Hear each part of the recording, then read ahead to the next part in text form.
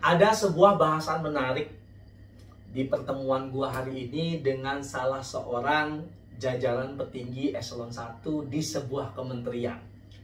Jadi pejabat eselon 1 ini cerita sama gua bahwa terkadang menteri-menteri itu punya ide-ide yang brilian.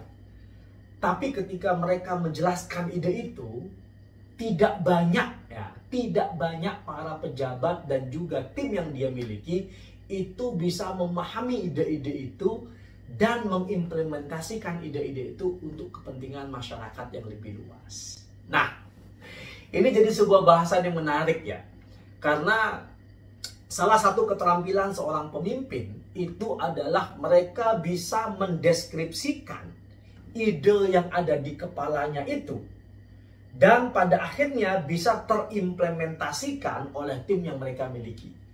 Jadi ini salah satu keterampilan komunikasi yang wajib dimiliki oleh seorang pemimpin yang berhasil dalam menjalankan manajerial organisasi. Bahwa mereka bisa mengkomunikasikan ide-idenya, visi-visinya, dan pada akhirnya bisa terimplementasikan dengan baik. Nah, gimana langkah-langkahnya seorang pemimpin sehingga pada akhirnya mereka bisa mengkomunikasikan dan mengimplementasikan ide-ide brilian ya, yang pada akhirnya bisa menciptakan perkembangan dan kemajuan bagi organisasinya. Gua catat ada 5 hal yang perlu dilakukan oleh seorang pemimpin ketika dia ingin ide-idenya itu bisa terimplementasikan dengan baik di dalam organisasi manajemen perusahaan. Kita mulai ya. Yang nomor 1, ketika lu punya ide, yang paling penting harus lu ingat adalah lu harus ceritakan ide itu pada orang-orang kompeten yang tepat, yang menurut lu bisa mengimplementasikan dan mengerti tentang ide lu. Jadi yang paling penting nomor 1 ketika lu punya ide brilian itu adalah lu harus screening siapa orang yang kira-kira tepat, yang pada akhirnya bisa ngebantu lu untuk mengimplementasikan ide-ide tersebut. Jadi kadang banyak pemimpin menceritakan ide itu begitu excitednya sampai dia lupa bahwa tidak semua orang yang dia ceritakan ngerti tentang ide itu. Mungkin ngerti tapi nggak bisa juga mengimplementasikan. Jadi buat apa gitu kan? Sehingga pada akhirnya yang paling penting nomor 1 itu adalah bagaimana caranya lu memilih orang-orang yang tepat, yang ngerti, yang punya kompetensi, yang pada akhirnya faham tuh ketika lu jelasin tentang visi lu dan mereka bisa nyambung dan punya frekuensi yang sama dengan lu.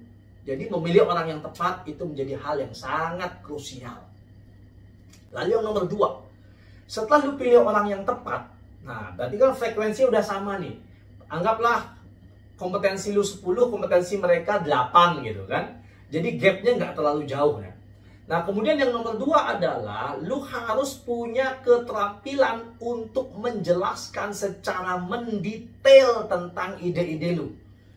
Jadi seorang pemimpin juga ketika dia ingin idenya itu terimplementasi dengan baik, dia harus punya keterampilan untuk menjelaskan idenya itu secara terstruktur. Karena kalau enggak, kalau loncat-loncat, wah itu seperti pepesan kosong gitu kan. Dan banyak sekali pemimpin yang seperti itu. Punya ide tapi nggak bisa jelasin, sehingga kayak pepesan kosong. Syukur-syukur bawahannya itu kompetensinya lebih tinggi. Nah itu bersyukur tuh. Jadi pemimpinnya kompetensinya 8, bawahannya kompetensinya 10 gitu. Ada yang seperti itu? Ada.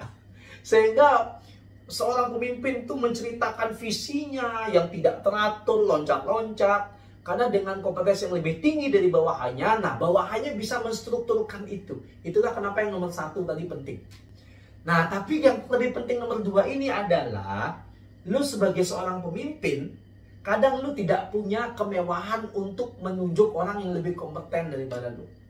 Nah, sehingga lu harus belajar mengkomunikasikan visi yang lu punya, ide-ide brilian yang lu punya, itu lu harus komunikasikan secara terstruktur. Sehingga pada akhirnya sebelum lu menjelaskan ide lu pada orang tepat, lu harus buat sketsnya dulu. Jadi seorang pemimpin itu nggak bisa asal ngomong, asal jeplak gitu, nggak bisa. Lu harus buat sketsnya dulu sehingga pada akhirnya lu tahu strukturnya dan orang yang lu ceritakan mereka tahu strukturnya. Sehingga pada akhirnya mereka lebih cepat paham, lebih cepat mengerti tentang apa yang lu inginkan. Itu yang nomor 2. Lalu yang nomor 3 apa? Yang nomor 3, setelah lu jelaskan secara terstruktur, nah yang nomor 3 adalah lu minta mereka membuat sebuah konsep.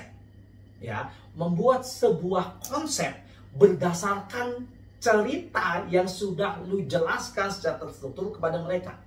Beri mereka waktu untuk mencerna ide lu, kemudian minta mereka menyusun konsep. Yang dimana konsep itu bisa menjabarkan secara komprehensif visi yang lu inginkan dari program atau implementasi yang ingin lu dapatkan. Beri waktu, setelah itu minta mereka untuk menjelaskan konsep itu kepada lu. Jadi setelah mereka buat konsep, minta mereka menjelaskan konsep itu kepada lu. Nah, di situ lu menilai apakah sudah tepat atau belum. Itu yang nomor 3. Yang nomor 4 apa? Yang nomor 4 adalah setelah konsep itu dijelaskan sama lu harus berdiskusi dengan mereka, mengenriching, memperkaya konsep yang sudah mereka buat, sehingga pada akhirnya konsep itu bisa menjadi lebih matang dan ya which is 90% atau 90% sesuai dengan apa yang ada di pikiran lu, karena belum tentu semuanya 100%. Tapi diskusi itu penting antara lu dengan mereka. Dan diskusi itu tidak boleh terjadi satu arah. Sering sekali diskusi itu terjadi satu arah. Karena lu merasa bos, mereka anak buah, jadi lu kasih ini harus gini. Sehingga padanya kalau lu yang kebanyakan ngomong, mereka nggak berani ngomong. Diskusi itu harus jadi 2 arah.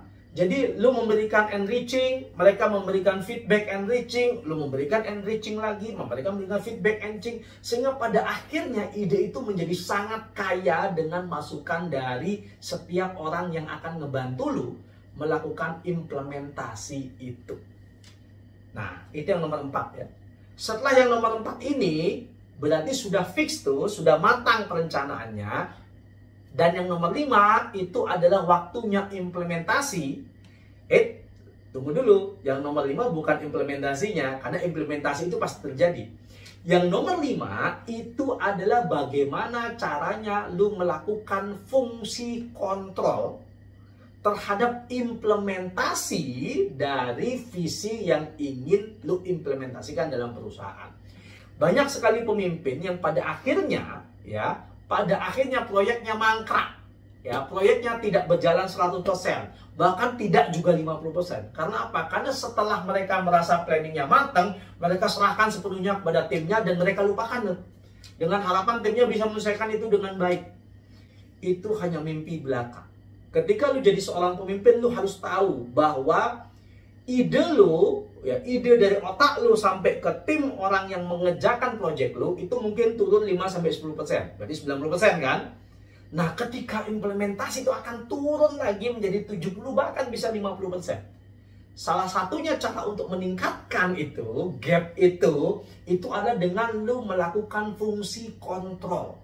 Fungsi kontrol dilakukan dengan apa? Dengan rutin melakukan meeting, discussion di saat proyek itu sedang berjalan, sehingga pada akhirnya ketika mulai ada kesalahan lu bisa benerin secepatnya, info-info lu bisa dapat lebih cepat, sehingga kesalahan-kesalahan itu bisa diminimalisir, ya, penyimpangan-penyimpangan itu bisa diluruskan, sehingga pada akhirnya implementasinya itu bisa berjalan dengan gap yang semakin kecil dari apa yang lu harapkan. Jadi yang nomor 5 adalah bagaimana caranya melakukan fungsi kontrol, sehingga pada akhirnya proyek-proyek yang lu impikan dari visi lu itu bisa terimplementasikan dengan bagus. Kalau 5 hal ini lu lakukan, maka yang terjadi adalah visi lu itu akan selalu bisa terimplementasikan menjadi sebuah program yang bermanfaat untuk kemajuan perusahaan lu. Nah, kalau itu tidak dilakukan, visi lu hanya sekedar visi atau disebut dengan impian kosong atau pepesan kosong belaka. Oke? Semoga bermanfaat ya sob. Bye.